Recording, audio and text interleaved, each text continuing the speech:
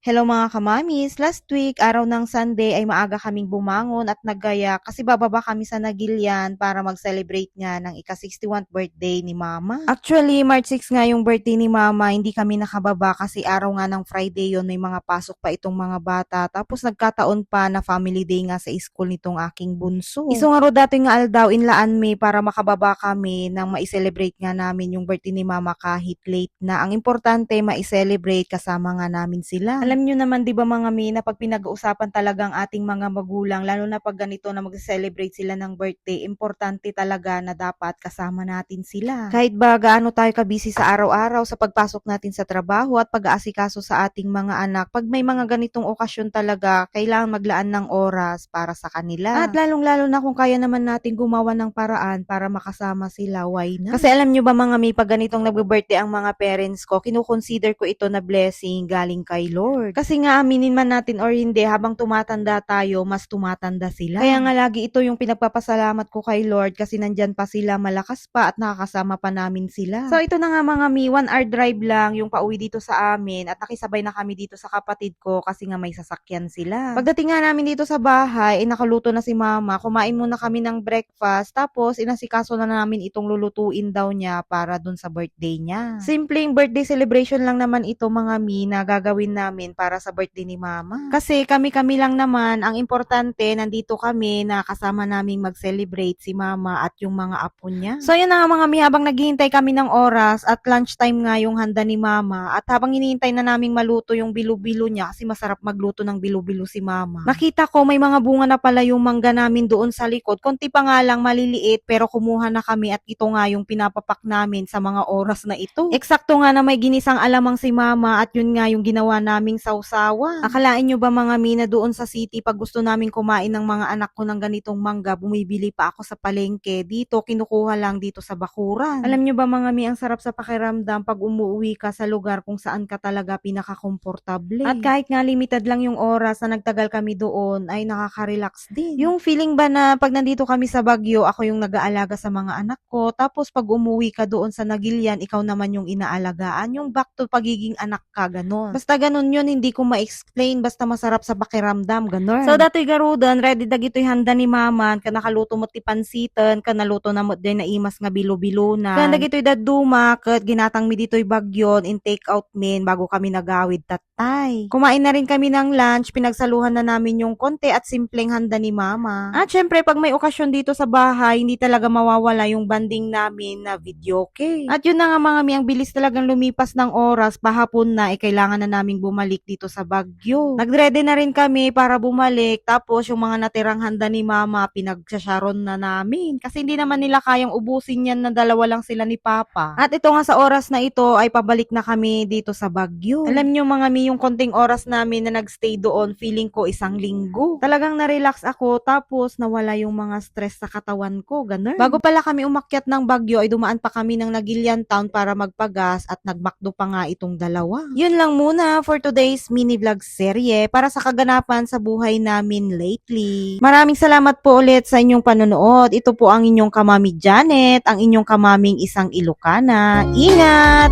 God bless!